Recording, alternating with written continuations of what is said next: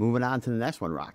We have your favorite track to play. And this is interesting because it wasn't long ago that you decided to, step behind the decks and start booking yourself on these parties. I think it's pretty incredible. So we have, what do we have here? We have Alone by Rocky. Give me the name. Lafar Legov. There it goes.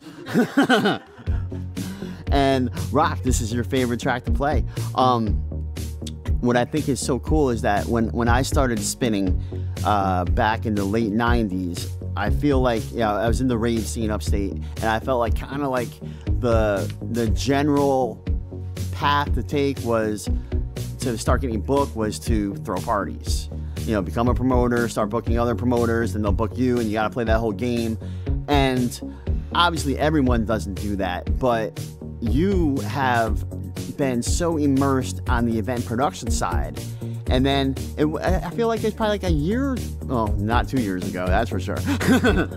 It was relatively recently where I started seeing your name on flyers. And now you have a party coming up that you're throwing, and you're playing alongside of Simon from And Him. So tell us about what kind of pushed you to go from being the event producer to talent, and tell us about the show that you got coming up. So the synthesis for me was that I try to keep my ego as far down as possible, and realizing, producing events, having an ego with that is what I've seen a lot of people be destroyed. Sure. By. And that goes along with the fact, being wanting to be a DJ and throw your own parties and always throwing yourself on the lineup. Yep. It was just something that I couldn't imagine doing. And over time, it was just, enough people kept telling me, like, hey, you have a great taste in music, you should probably DJ as well. And it was so persistent that almost out of a necessity to stop having people tell me to do it. Like, all right, I'll play. I'll learn how to, and I'm still not very great, I'm still learning to do, and I have a great teacher, Christian Volstead, has helped me quite a bit. It feels good. And when I started playing, it's really this year. Like the first time I actually stepped behind the decks was at Rami's wedding, like 5 or 6 years ago, and it was terrible. It was like I looked down at the mixer the entire time, didn't lift my head up. Like I was like, oh, this is awful. Like no. And now that I'm getting more comfortable with it, I find that I immediately was like, oh, I see why you guys do this. This is fantastic. Yeah. and I never had that aspect of the process. I've been an artist manager, a booking agent, producer, every aspect of the music industry, and I was never behind the decks and have that feeling of what it means to play music for other people. So it's incredible. Yeah, it's great. And even even for 10 or 15 people, and you get a good response, and somebody comes up to you and like, wow, that was really great. I loved all your music. It's it's an emotional currency that's not you can't buy that with money. No, not at all. Yeah. And I tell you what, you mentioned Christian. I think when we did all of the All Day I Dream streams, Christian, I think he had a couple of them, but there was one that was an all vinyl set. Yeah. And I forgot what you did. You mixed into a Pink Floyd song, and I mean, that was just that was my favorite of all Day I Dream. That was the first time he played vinyl in a couple of years, and he insisted. More props on it. to Yeah, you. it was really impressive. I loved it. Yeah, it was great. Absolutely. So tell us about this gig that you got coming up.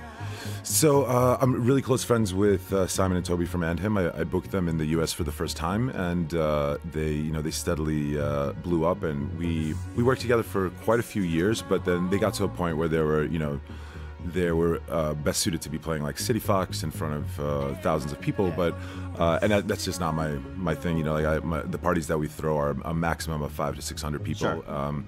So we kept in touch over the years, and we're super close friends. Every time they would come to play in New York, we would hang out, and he mentioned that he was in town, and maybe we could do something small. And I just started managing a new venue in Bushwick called Moonrise. Nice. And it was very easy to just kind of all right, Tuesday night we're gonna throw a party, and there's no it's really cheap, and there's no DJ fees.